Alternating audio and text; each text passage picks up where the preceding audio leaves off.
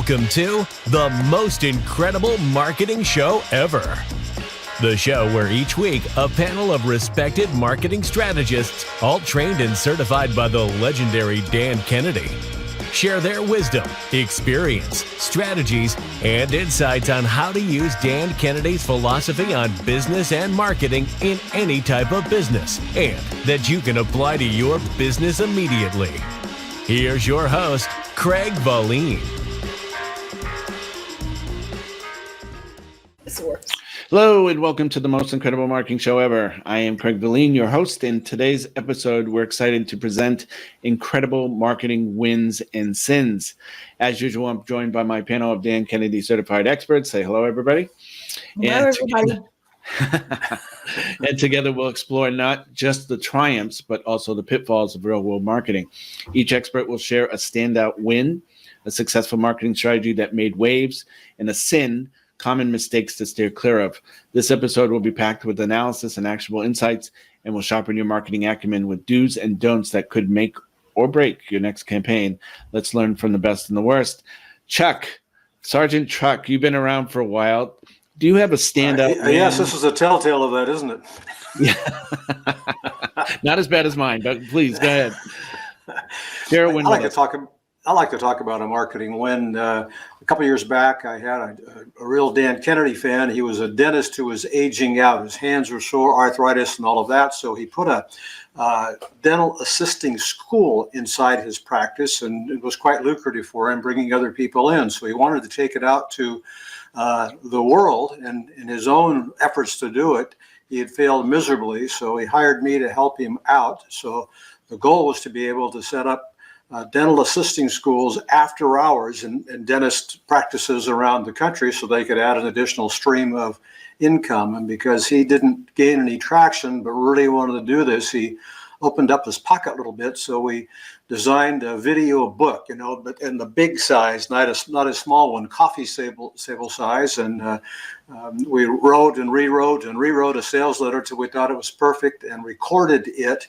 And then he, for the first 5 dentists we're going to send it to, recorded a 1-minute personal message to them. And then we mailed it to them, and he had got no traction. And we're selling a $30,000 package now. And the first 5 that went out, we sold 3. And then after that, the conversion rate was about 34%. So it was a huge home run for him.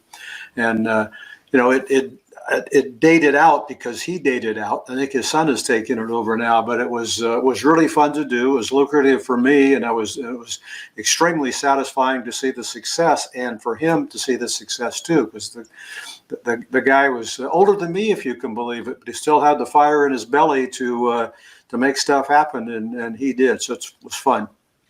That's awesome. That's a great example. Rochelle, beautiful Rochelle, do you have a standout win from either your own experience or with a client? Oh, come on. I just have to do one. Is that it? Well, we're going to start with one. Well, so I consider all of them standout wins because marketing in this day and age is a little difficult, right? And finding the right target, finding the right audience is kind of tough. But I also have a client he was an OBGYN, right? And everybody I think knows this story as that's how I won Marketer of the Year in 2010. But he was that guy that was just sitting there going, I'm going to just wait for patients to come to me because I'm just on all the insurances. And so he finally decided, hey, I need to build this practice because it's just sucking me dry. I've got, 15 employees in a 10,000 square foot facility. How do I get more patients? And we did so many different things, but we also, created a wonderful book for him. I wrote a book called Doc, Please Listen. But I did something for him that was a little bit different than everybody else, is that one way to differentiate yourself is to figure out some kind of guarantee. But as a doctor, what kind of guarantee was he going to guarantee, right? He's going to guarantee that he can't guarantee he's going to cure you. And he was an OBGYN. So really, he's going to guarantee that the pap smear doesn't hurt? Like, what are we going to do? Yeah. Thank you. Bump. Right. So we guaranteed his time. because one of the biggest pains that we found that his patients were going through was the fact that they just didn't realize that they weren't spending enough time with their doctors.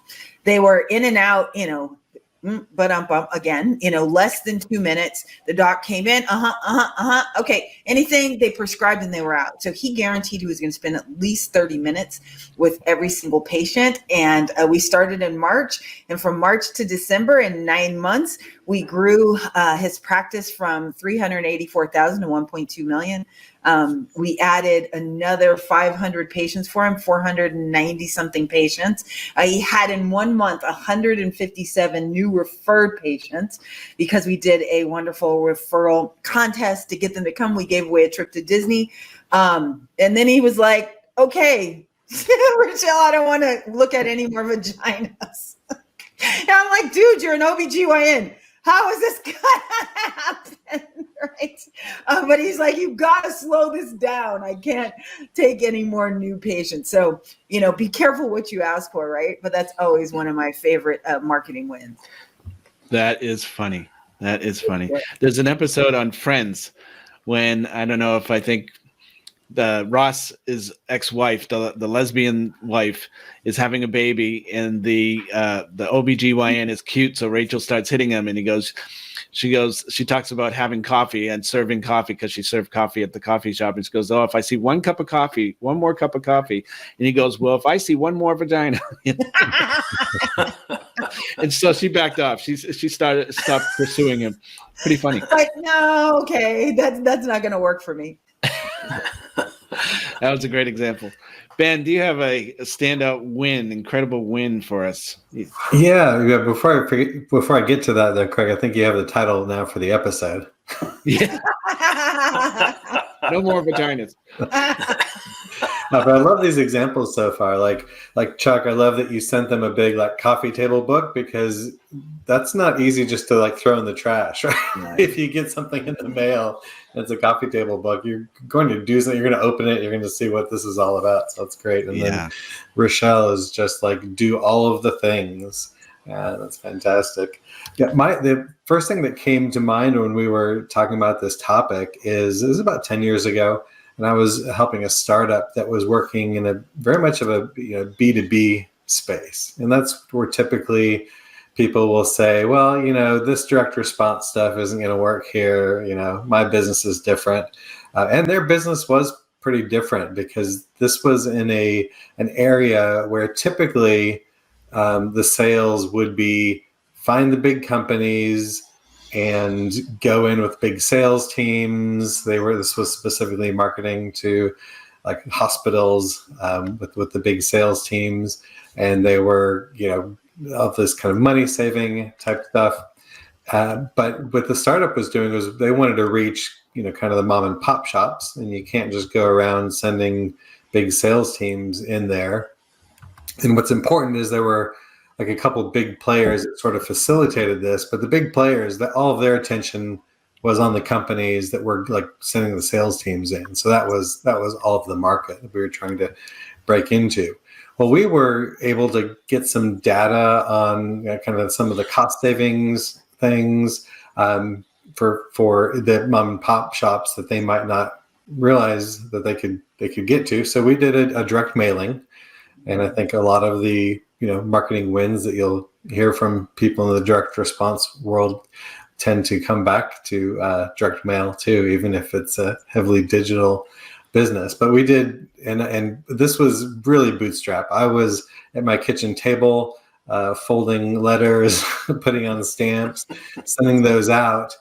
And one of the things that makes this such a win, in terms of getting clients, it was about break even. It was fairly modest in that aspect. But what it did was it got the attention of some of the bigger players that we wanted to partner with, because their customers were then calling them up and asking, hey, why didn't you tell me about this first? And so just getting the attention of people that weren't aware of this, and doing it in a way that was very much here's your savings list and things like that. There wasn't a lot of sort of marketing type stuff behind it for this particular campaign. It was more informational and awareness, but with a direct response of like, here, call us about how to save this money. But the calls that we got that were the biggest wins were from the bigger players that we were then able to partner with, and we got their attention. So I think some of the time, what you're doing in your marketing that's a win, sure, the bottom line is super important. Like you want to have positive revenue on these different campaigns, but there is oftentimes another level of what a success is, what a win is for that. So I think it's important to keep in mind and be on the lookout for those things, that what your intention with your marketing campaign was, that might shift like midstream in the marketing. And so I think that's a crucial thing to keep in mind with any marketing campaign you're putting out. What's the primary goal, and what are some other side benefits, and try to monetize those, try to put those into a perspective where it's not just, we think, we feel good about this, but like, here are the actual people we're getting in front of. Here's the actual attention that we're getting. That's great. That's great. I have, speaking of Rochelle, because Rochelle competed against this example, one of my former clients who passed away recently, within the last 4 years, Dr. Brian Berg, was an orthodontist in Glendale, California. And he did not rely on hope as a strategy as far as referrals from other dentists. And so a lot of his competitors, he had 5 or 6, I think, right across the street from him, competitors. And yet he was, a significantly successful orthodontal practice. But there's 2 strategies, and I'm just going to focus on the one. But the one that ties into Rochelle is the $1 Million partnerships. He developed partnerships and strategic partnerships with these people. But he used to focus on unique holidays, and we've brought that up before. Chuck, you brought that up, the unique holidays from brownielocks.com, right?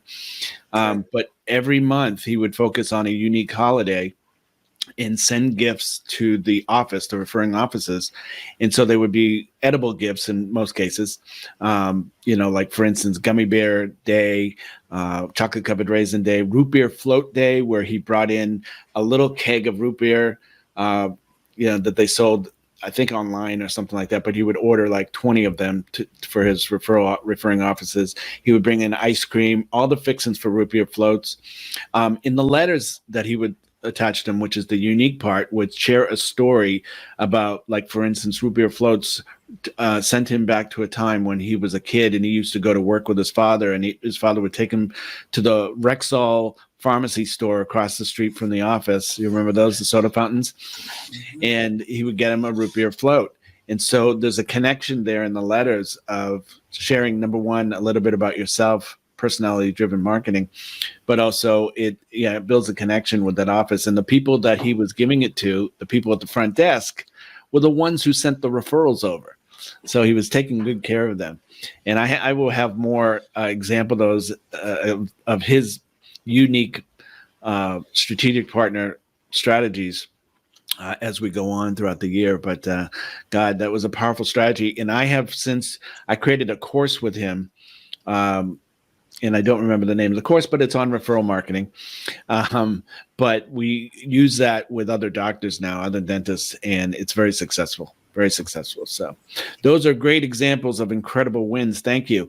This episode of The Most Incredible Marketing Show Ever is sponsored by booksgrowbusiness.com, the place where busy professionals and business owners get their books published to educate consumers, lead their fields, and leave a legacy. For a complimentary signature book discovery session, visit booksgrowbusiness.com. That's booksgrowbusiness.com. Now, back to the show. Let's go the opposite direction right now. Things that didn't work out or don't work out or went right back up into the face. Rochelle, do you have one? Again, do I have just one? Just one for this episode. Just one. You know what? And actually it is it's one that it's a Dan Kennedy one, right? So during the time that we were all IBAs, I don't know if you guys remember, but Dan at one point said he was going to write a sales letter for all of us. And he asked, hey, would you guys mail it out for us? What would you commit to do? I'm like, I'll do anything. Are you kidding me? From the number one copywriter in the world, a sales letter from Dan Kennedy. Do you remember with the penguins, right? So I grabbed the list. I grabbed my new list that I had. I grabbed the old list from him and I sent it out to 600 people. I did the multiple steps, and I got one. And the guy just came in just to get the free book. Yeah. That was it. And I was like, oh, wait a minute, right? How much did I just spend on this? How much? Like I couldn't believe it. And one of the things that had happened, and this is when I finally started asking people, right? Hey, you used to come and you don't come anymore. Like what? Because I needed to pick up the phone. And what they said is that, yes, I came to you because of Dan, because I love Dan, but I get all of my Dan from Dan. Right. I want to get Rochelle from you. I don't need you to give me Dan. And I was like, because I love to tell Dan's stories. Right. I love to tell how Dan went. So was it a total loss? Not really, because I did get to that. I needed to put more of me and more of my personality in there, because that's where the list had came from, right? These are people who knew me, and and that I needed to interpret Dan for them a little bit better. Does that make sense? So like when he talks about, be somebody, be somewhere, do something, they understood that concept, but I needed to synthesize it a little bit more of, okay, what does that mean for you and your business? And so it ended up working out, but damn, I spent a lot of money on that. Yeah. Yeah, that's a good example. And, one thing I want to make very clear based on this podcast or the show itself is that we are all kind of trained by Dan Kennedy, certified by Dan Kennedy, but what we're sharing are our stories, our background, our expertise. We just were taught by one of the best in the world. And so that has a framework and a kind of a strategic mindset on ourselves, but we're really sharing our real world strategies that we've helped with other clients and used ourselves. So that was a great example. Thank you, Rochelle. Ben, a sin, a marketing sin. This example was, I'll just sum it up with this sin of the phrase, I just do what we did last time. I was working with a big online marketer and I had just come on board and they wanted to repeat something that they had done 6 months ago that was really successful. And so it's like, here's the same ad copy. Here's the same, targeting that we did on Facebook and all of that. So I diligently, went through and, copy, paste, repeat, rinse, repeat. Crickets, nothing. I think it's so important to keep in mind, especially with the digital marketing, that there's, even though the core principles are the same, just the landscape changes so rapidly in terms of little tweaks and little tactics here and there. So it's easy when we do have successes, like we just talked about all of our wins. It's easy to be like, well, this is going to work again. Well, sure, some of those same principles are going to work, but take a step back, get some good little perspective on it. There's still the need to test different offers over time.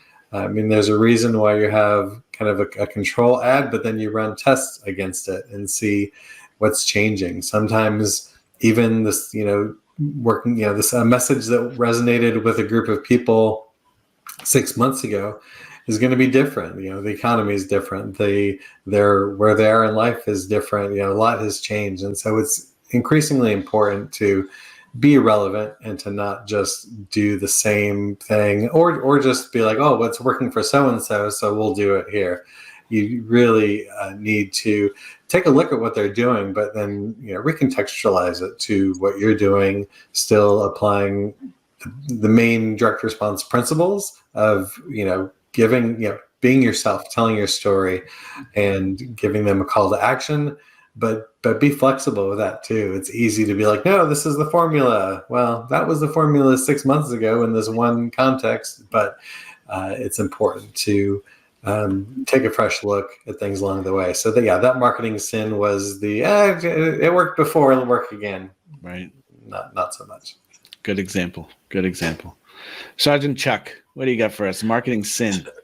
So, we all work with people from all walks of life and all businesses. And my first story was about a dentist, and so is my second. I only say this because I do work with lots of other people besides dentists. But this was a lady, and she had bought a practice and was doing really well about her first 6 months. But she had a former list of the prior dentist of about 600 names on it, and she'd only retained about 100 of those. So our plan was to send something out and get part of that other 500 back to her. So we used the old 3D mail boomerang from our friend Travis Lee, and bought those and wrote a great sales letter and sat down with her staff, and like Ben was talking about, stuffed the damn boomerangs in the envelope and all of that stuff, and told the office manager, now do not run these as first class mail because they'll go through a machine.